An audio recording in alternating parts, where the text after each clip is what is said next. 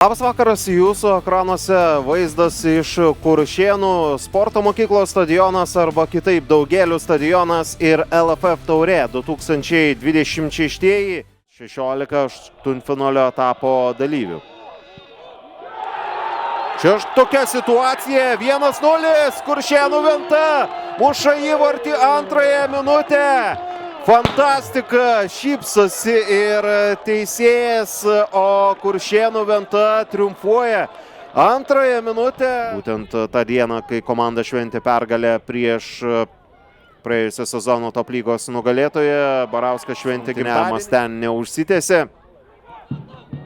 Dabar Transinvest proga ir 1-1 septintąją minutę. Ką tik prasidėjus septintąją minutę, Transinvest rezultatą lygina po kampinio. Žudis Stevensonas, panašu, kad jis ten pasižymėjo. Matome, džiaugsmų mažai, tiesiog reikia padaryti darbą. Bruno Tavareso geras perdavimas. Ir taip, Žudis Stevensonas muša savo įvarčių balansas. Yra blogiausias. Žudis Stevensonas turi dar vieną progą. Dabar pavojinga situacija, ataka vis dar tęsiasi ir Žudis Stevensono federacijos taurė. Dabar Transinvest išpuoliai, smūgis. Įvarčių autorius tame mače. Čia proga ir 2-1 Vilniaus rajono komanda muša įvartį. Sužaidus daugiau nei pusę kėlinio ir veržėsi į priekį. Transinvest ekipa savo darbą daro dar pirmajame kėlinyje. Vilniaus rajono komanda, Žudį Stevensoną matome savo ekranuose. Bruno Tavareso perdavimas. Ten jau tvarkosi reikalus ir įvartį pelno Tomi Adeloja. Panašu, kad taip įvartis yra skaitomas. Tomi Adeloja pasižymi ir Transinvest komanda maždaug pusantros minutės tarpe pelno 2 įvarčius ir tvirtina savo pozicijas. Taip pat aikštėje 15 numeris Glibas Pasevičius, 16 Aivaras Rakašius. Čia kamuolys vartuose, Transinvest komanda neilgai trukus pelno 4 įvartį. Žudis Stevensonas ir Tomi Adeloja mūsų ekranuose, būtent pastarasis. Pasižymėjo taip pat dubliu, tiesa, atrodo šiek tiek ir nukentėjo.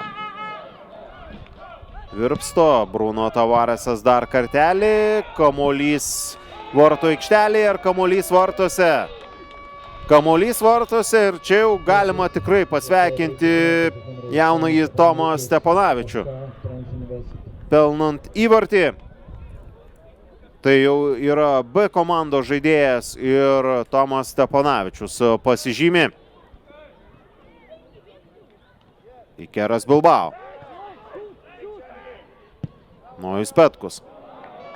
Ir dar viena proga baigėsi ir Nojaus Petkaus įvarčiu. Buvo atkarpa pirmajame kėlinyje, kai mušė Stevensonas ir Adeloja, dabar trumpa atkarpa, kai muša Steponavičius ir Petkus. Galima pasveikinti ir šį žaidėjas Česnauskis. Šiek tiek buvo priverstas nutolti nuo baudos aikštelės, po to vėl ją eina Žudis Stevensonas. Pirmas smūgis, antras smūgis, hetrikas, 7-1 sužaidus valandą.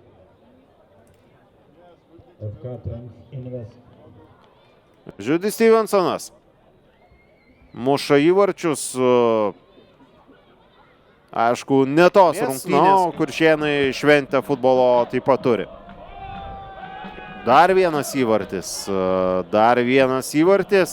dabar jau prapliupo įvarčiais Transinvest komanda. Kas įvartį pelnė, Žudis Stevensonas ar kažkas kitas, pasižiūrėsime po pakartojimo. Bruno Tavaresas. Matėme Ventos komandos sirgalius, Steponavičius baudos aikštelėje.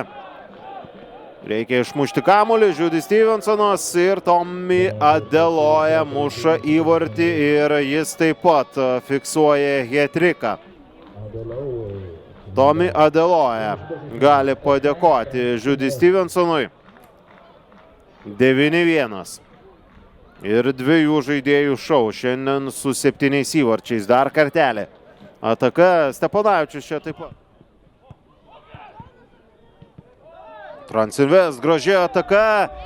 Ir vartuose kamuolys atsidūrė. Vėlgi ne tuo pirmuoju smūgiu po gražios kombinacijos, bet vėliau Tomi Adeloja. Taip pat fiksuoja pokerį. Tomi Adeloja. 10-1. Na, Transinvest, ko gero, žaidėjai nelabai. Viskas. 90 minučių su šiek tiek trupučių sekundžių prabėgo.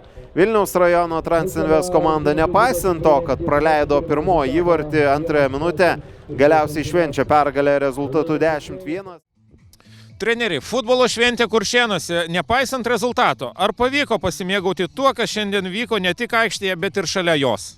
Taip, mūsų tokie planai ir buvo, mes jau supratom burtus, ką ištraukiam ir toks tikslas ir buvo, kad mūsų maža miestelį pritrauk kuo daugiau žiūrovų, kad parodyt, kad tas futbolas yra gražus, smagus žaidimas ir kad žiūrovai ne tik gali atėję žiūrėti futbolą, bet ir užsiimti kitą veiklą. Greitas įvartis, netgi pirmavote rungtynių pradžioje. Ar pačių nenustebino tas pelnytas įvartis? Žinoma, kad nustebino, tikrai nesitikėjom.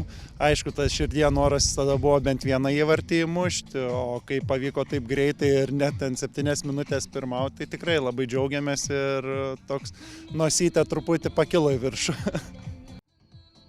Taigi, treneris, sveikinimai su pergalė, šaltas dušas rungtynių pradžioje, bet galiausiai solidi pergalė. Ko gero, tas praleistas įvartis buvo lyg geras žadintuvas?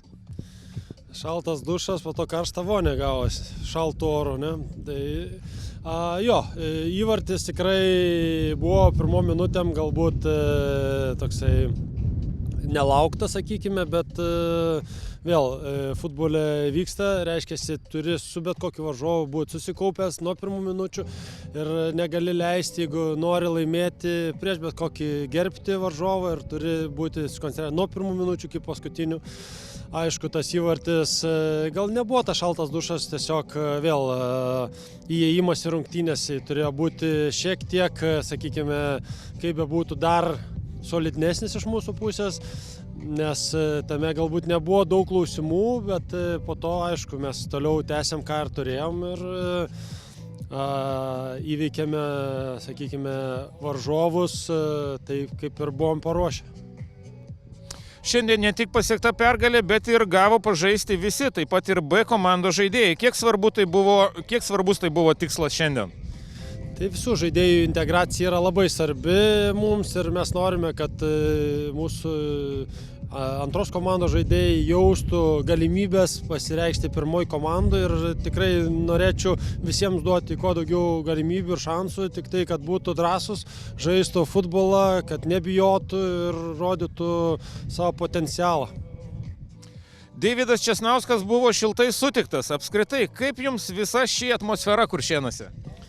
Čia tai tikrai norėčiau ir nuo savęs, ir nuo komandos padėkoti Kuršėnams ir aplinkai ir visiems žmonėms šitą šventę ir, sakyčiau, tikrai pavyko, galbūt ir dabar atvėso oras šiek tiek, bet šiaip tikrai buvo nuostabu atvykti į Kuršėnus ir sužaisti tikrai geras rungtynes.